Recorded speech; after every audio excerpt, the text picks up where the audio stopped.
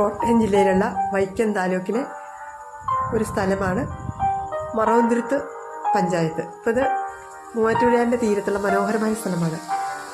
ഉത്തരവാദിത്ത ടൂറിസത്തിന് കീഴിൽ വരുന്ന ഒരു സ്ഥലം കൂടിയാണ് ഈ മറവന്തുരുത്ത് പഞ്ചായത്ത്. മനോഹരമാണ് ഈ സ്ഥലം കാണാൻ കേട്ടോ. അപ്പോൾ ഇന്ന് അവിടെ ഞാൻ കണ്ടൊരു യാദൃച്ഛികമായി കണ്ടൊരു കാഴ്ചയാണ്.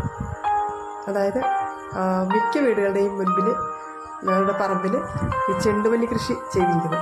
അത് നല്ല ഭംഗിയായിട്ട് വിടർന്ന് നിൽക്കുന്ന കാഴ്ച മനോഹരമാണ്. അപ്പോൾ ഈ നല്ല കാറ്റുണ്ടാണ്. ആ വീടിൻ്റെ തൊട്ട് ഫ്രണ്ടിലായിട്ട് റോഡുണ്ട്, അതിനപ്പുറം പാടമാണ്.